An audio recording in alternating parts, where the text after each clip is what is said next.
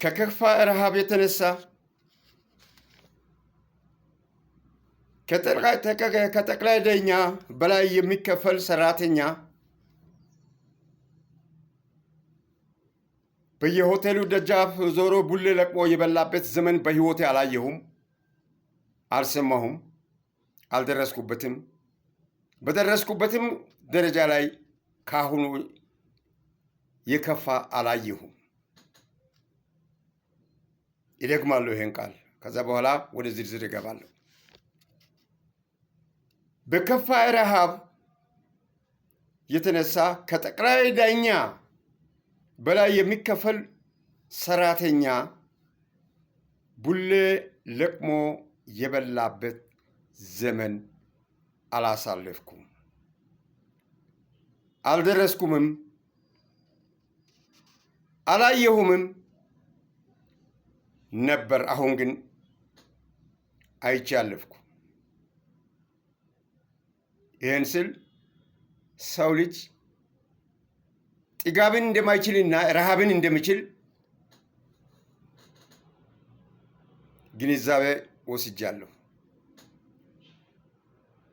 ሰው ልጅ ረሃብን እንደሚችልና ጥጋብን እንደማይችል ተረድቻለሁ።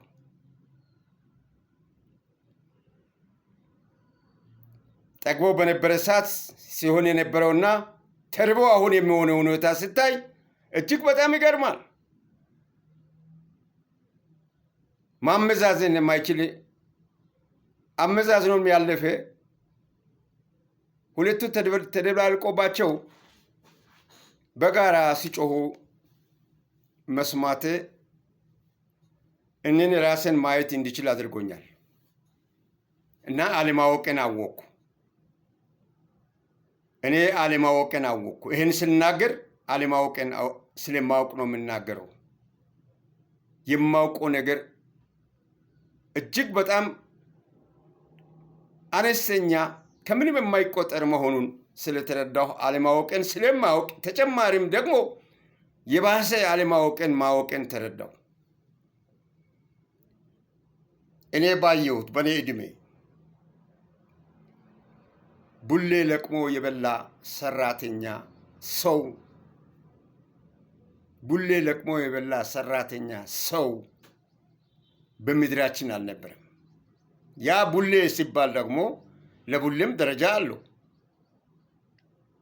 ቡሌ ለቀማ የወጣን ዘር ሀረጉ ዘመዱ አዝማዱ ጋብቻ ይከለከል ነበረ። ሂድና ዘርህ እዛ እንዲህ ሲሆን ያለውን መርዳት ያልቻልክ ብሎ ከመድረክ ላይ ከሰው ፊት ላይ ወደኋላ እንዲሸሽ ይደረግ ነበረ በትችት። ያናቃለሁ። ዛሬ ግን እጅግ አእምሮ የሚያዞር ደረጃ ላይ መድረሱ ስለከፋ ስለበዛ ነው አለማወቅን የባሰውን ወደ ቁልቁል እየገባው መሄድን የተረዳሁት። ሳያውቁ አለማወቁን ራሱ አለማወቁን ሳያውቅ ሰው ልጅ የሚሰራው የሚፈጥረው ተግባር መሆኑን ተረዳሁ። ለምን ቢባል እድሜ ቀላል አይደለም። ወደ ቁም ነገሩና ሀሳቡን እንዲህ ለማለት ያበቃኝን ነጥብ ውስጥ በዝርዝር ልግባ። ሰው ነግሮኝ ሳይሆን ከሰው ሰምቼ ሳይሆን ከመጽሐፍ አንብቤ ሳይሆን የተጻፈ ታሪክ አይዤ ሳይሆን ያነበብኩትንም ታሪክ ትቼ ያየሁትን ነው የደረስኩበትንና የተፈጸመውን ከአእምሮዬ ለመናገር ይፈልጋል። ከጭንቅላቴ እንዳሁኑ ትምህርት የለኝም። አሁንም ትምህርት የለኝም። የተማርኩ አይደለሁም።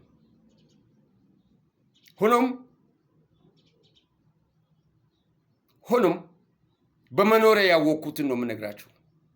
ሰው ሆኜ በመፈጠረ ያወቅኩትን ነው ሊነግራችሁ የተነሳሁት። ረሃብ በምድራችን እጅግ የከፋ ረሃብ ተብሎ ዓለም ሁሉ የጮኸበት ረሃብ ከ60ዎቹ በፊት ነው። 66 65 63 64 አካባቢዎች ላይ ነው። ያውም እሱ በአንድ አቅጣጫ ላይ ብቻ በአንድ ጠቅላይ ግዛት ብቻ በአንድ ጠቅላይ ግዛት ብቻ ያውም የሚሞተውን ከብት አርጄ አልበላም ብሎ ሽጬ አልበላም ብሎ ኮስታራ የሆነው ከጠፋት እኔም አብሬ ልጥፋ ብሎ የወሰነው ክፍል በቆረጠው ወቅት ላይ ነበረ ረሃብ ተብሎ የታወጀው በመላው ዓለም ላይ በሀገራችን ላይ ረሃብተኛ ተብሎ ስም የተሰጠው። እንዲህ ተርቦ አይደለም፣ እንዲህ ሆኖ አይደለም። ይሄ ሲሆን ይሄ ረሃብ በሚታወጅበት ጊዜ ከ14ቱ ጠቅላይ ግዛት ውስጥ አንዱ ሲራብ 13ቱ ጠቅላይ ግዛት ገበያ ላይ እህል የሚገዛ ጠፍቶ ሜዳ ላይ እየደፋ የሚሄድበት አርሶ አደር ነበረ ያለው። ያኔ ህዝቡ አይበላም ማለት አይደለም። ያ የተረፈው ህዝብ እህል አይበላም አይደለም፣ ጎተራው ስለሞላ ነው። ምንም ሀሳብ አልነበረውም። አርሶ ጎተራውን ይሞላል፣ ለመንግስት ግብር ይከፍላል። ግብር ለመክፈል ይዞ የመጣው እህል ገበያ ላይ ሳይሸጥ ሲቀር ገበያ ላይ እቃውን ገልብጦ መሬት ላይ አብስሶ እቃውን ገልብጦ ይዞ ቤቱ ስላልተሸጠ ገበያ አብስሼ መጣው ተብሎ የሚወራበት ዘመን ነበር። ያ ጥጋብ ነው። ያ ጥጋብ ነው። ያን ጥጋብ ሰው ልጅ እንደ ወረርሽኝ ነው ወሰደው። እንደ ኮሮና ቫይረስ ነው ወሰደው። ሰው ሰራሽ አርሶ አደር ነው። እርሻ ኢንዱስትሪ አልተስፋፋም። ግብርና የለም። ጓሮ እርሻ አርሶ ነው እንዲህ ሆነው፣ በረከት ስላለው ሰላም ስላለው። ከዛ ተነስቶ ይህ አንድ ጠቅላይ ግዛት ላይ የተነሳው ረሃብ አወናባጆች፣ አናፋሾች፣ ታሪክ አዛቢዎች አዛብቶ የሚናገሩ በተነሱ ጊዜ ካለው ከክፍለ ሀገሩ ከሌሎች ከ13ቱ ጠቅላይ ግዛት የነበረውን እህል ሰብስቦ ወደዛ ወስዶ መመገብ የሚችል አእምሮ የሌለው እንደ ዛሬ የተሰበሰበው ያጀበው ሆዱ የጠገበ ድመት ስብስብ። አሁን የጠገበ ድመቶች ብሎ ሰው ሲናገር በጣም ነው የገረመኝ አባባል፣ ትልቅ አባባል እንደሆነ። የጠገቡ ድመቶች ከራሳቸው በላይ የማስቡ በፈጠሩት ነገር ለሀገራችን ታሪክ መሰረት እንዲጠፋ የሀገራችን ታሪክ መሰረት እንዲዛባ ያስደረጉ ነበሩ። ከዛን ጊዜ ወዲህ ዛሬ ስንት ዓመት ነው? ዛሬ ስንት ዓመት ነው?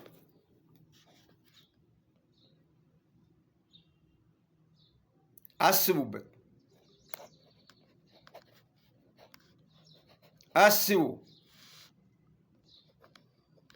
58 ዓመት 58 ዓመት ከራብ አልወጣንም። አልፈን ተርፈን ቡሌ ለቀማ ገባን። ያውም ሌላ ሁሉም 13ቱ ጠቅላይ ግዛት ህዝብ በሙሉ ቡሌ ለቀማ ገባ። ትናንት አንዱ እንኳን ቡሌ ከ14ቱ አንዱ ጠቅላይ ግዛት የነበሩ ቡሌ ለቅሞ አይደለም ራብተኛ የተባል ነው። ዛሬ 14ቱም ሁሉም ቡሌ ለቀማ ገቡ። አሳዝናችሁ አይገርማችሁ?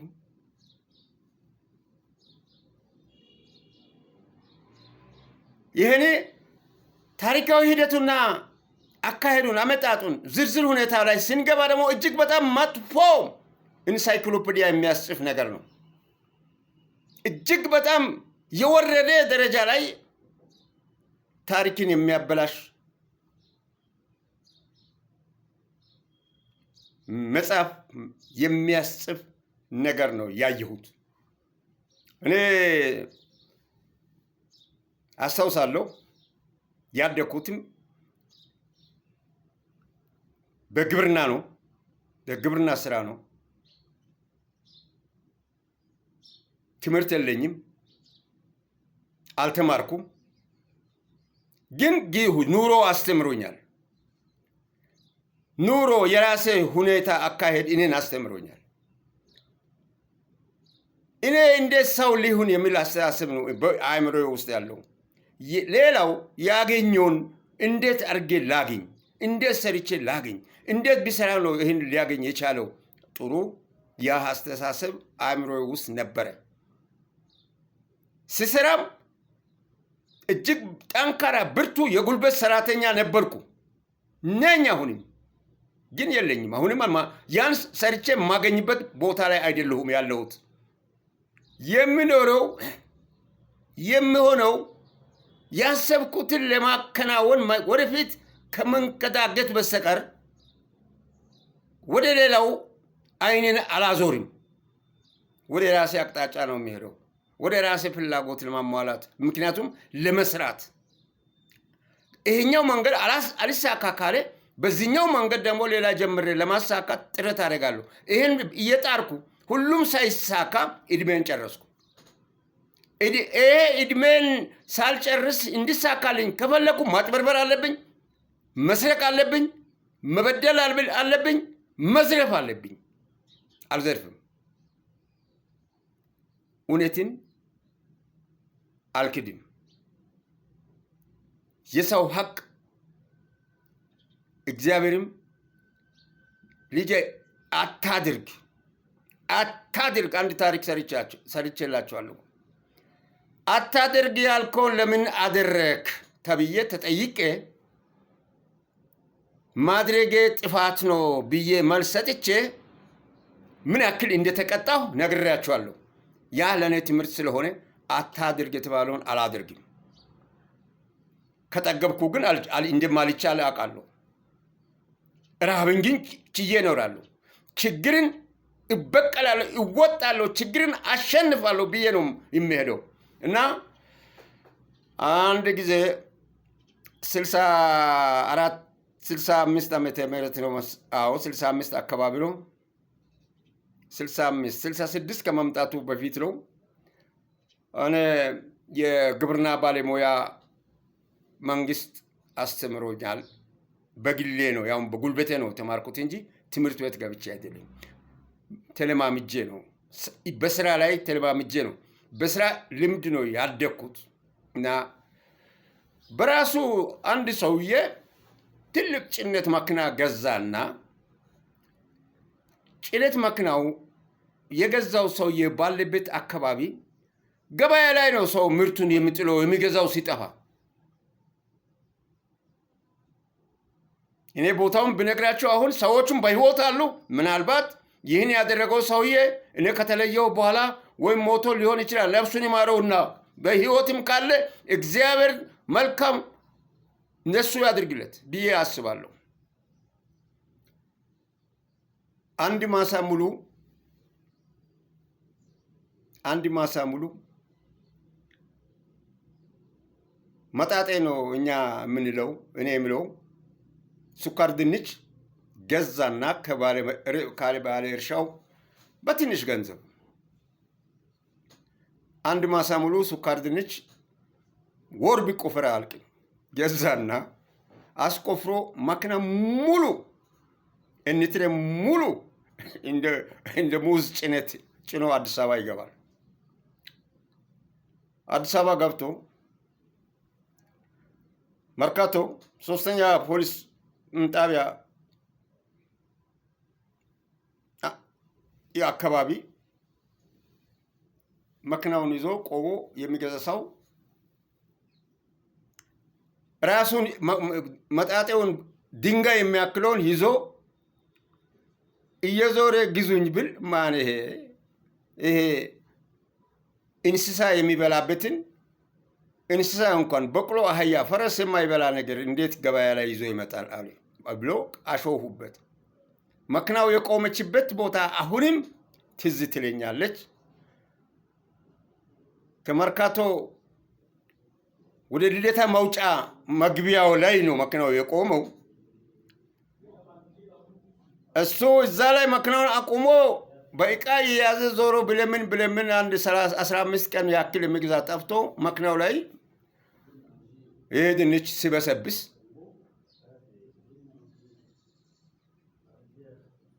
ቀጥታውን ወደ ጫካ ቃሊቲ ወስዶ መኪናውን አራግፎ ባዶውን ወደ ሀገሩ ተመለሰ።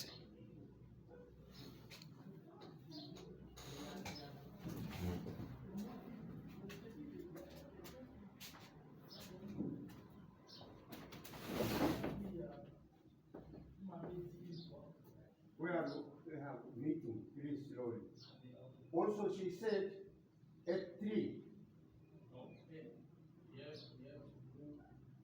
Now they are coming to our people. I told her they are coming our people. Morning up to 2. After 2, she started at 3. She told me like that. I told her like that.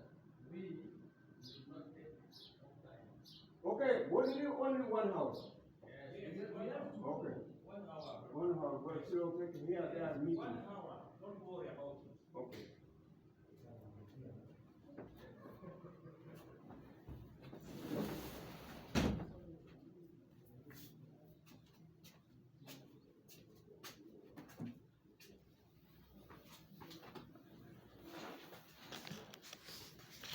ይቅርታ አንድ ነገር የጀመርኩትን ጀምሬ እያለሁ ሌላ ምክንያት ስለፈጠረ አቋርጬ ነው የወጣው እና ስላቋረጥኩ ይቅርታ እየጠየቅኩ መልሼ ካቆምኩበት ቦታ ላይ እሄዳለሁ እና ይሄ ሰው መኪናውን ባዶውን ይዞ ነው 500 ኪሎ ሜትር ተጉዞ ወደ መጣበት የተመለሰው።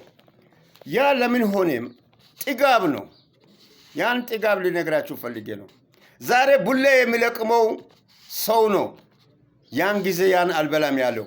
ለቡሌ ለቀማ እንኳን በህግ የተከለከለ ነው ተብሎ ፖሊስ እስከሚያባረው ድረስ የሆነው ያንን አልበላም ያለ ህዝብ ነው። አልበላም ያለ እዛን ሁሉ ጊዜ የነበረው ስርዓት እጅግ አስከፊ ነው ተብሎ በአፍጤሙ ነው የተደፋው። የዛን ጊዜ የነበረውን ስርዓት ነው በአፍጤሙ የደፋ ነው የተደፋው። አንዳንድ ሁሉ ነገር ደግ ነው ባይባልም ሁሉ ነገር መጥፎ ነው ባይባልም ማመዛዘንና መለየት ያቃተን ስለሆነ የተወሰነ ዘመንና ሁኔታ ላይ የራሱን ጥፋትና ችግር አውቆ በገዛ ስልጣኑ አገርን የመምራት ብቃት ያለመኖሩ አይቶ የመልቀቅ ፍላጎት ካለመኖሩ የተነሳ የተደረገ ድርጊት ነው እስከ ዛሬ ድረስ ወደ ፍርድ ወንበር ላይ ተቀምጠንም መፍረድ የማንችል ደረጃ ላይ ያደረሰን። እውነትን እያሸሸን እውነትን እያዳፈንን እውነትን እየገደልን እንድንመጣ የተገደልነው ምክንያት ከዛ የተነሳ ነው። እግዚአብሔርን ፊቱን ያላዞረው በዛ ሁኔታ ላይ ቢያጠግባቸው አይቻሉም ቢራቡ ይሻላል ብሎ ዝም ያለው። ጥጋቡን ስለማይችሉ ተርበውም ይጩሁ ብሎ ነው ዝም ያለው። ይሄ እኔ የማውቀው ነው። ሰው የምናገረው ሰው የነገረኝ አይደለም፣ ያነበብኩት አይደለም። በግብርና ሙያ ነው ያደግኩት። በግብርና ሙያ ነው ያደግኩት። ሃሁ ፊደልን ቆጥሬ የጨረስኩትም በግብርና ላይ ነው።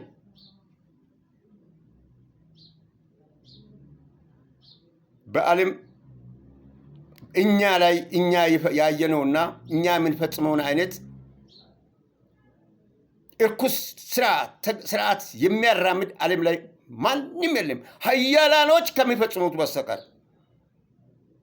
ኃያላኖች ለመግዛት ከሚፈጽሙት በስተቀር፣ ኃያላኖች ለመግደል ከሚፈጽሙት በስተቀር፣ ኃያላኖች ለመውረድ ከሚፈጽሙት በስተቀር ሌላ ማንም ምንም ዓለም ላይ እንደኛው አይነት ስርዓት ያለው ዓለም የለም። ሞከርን ራስን የማያውቅ አለማወቁን የማያውቅ ሆነን ራሳችንን ካለማወቃችን የተነሳ ሁሉ ነገር መልካም መስሎ የሚታየው ሁሉ ነገር የተመቻቸ መስሎ የሚታየው በሄደበት ሁሉ ጨለማ ውስጥ የሚኖር በሄደበት ሁሉ መውጫ የሌለው የመናገር መብት የሌለው አፉ ታፍኖ አንገቱን እየተያዘ የሚወረወር ደረጃ ላይ የደረሰው ከዚህ የተነሳ ነው። ከፊት ምን አለ የሚል የምናውቀው የለም። የተማሪውም ቢሆን እንደኔ ያልተማሪውም ቢሆን የምናውቀው ነገር የለም። ያ ነው። ለዚህ ነው በከፋ ረሃብ የተነሳ ከጠቅላይ ዳኛው በላይ ሲከፈል የነበረው ሰራተኛ ቡሌ ለቀማ በየሆቴሉ ደጃፍ ሲዞር በሕግ የተከለከለው ለምን በሕግ ተከለከለ? ይሄ ሌላ ከፍተኛ የሆነ ብዙ ነገር መዘርዘር የሚያስችል ነጥብ አለው። ለምን ተከለከለ? ለምን ተከለከለ? የማን ስም ሊጠፋ? ያንን ይህን የመሰለ ነገሮችን በህይወቴ ያየው ስለሆነ ያለ መማሬ ጠቀመኝና ያለ ማወቅ ጠቀመኝና ያየሁትን በአእምሮ በህሊና ውስጥ ያስኩትን ከዚህ በለጠ አድርጌ ማቅረብ ይችል ነበረ። ግን የከፋ ጊዜ ይመጣ ይሆናል ቆጥቤ ከዛ ላይ ብናገር እድሜ ካለኝ መጨረሻ ላይም ጨምራለሁ ብዬ በዚህ ነገሩን አጠቃላለሁ።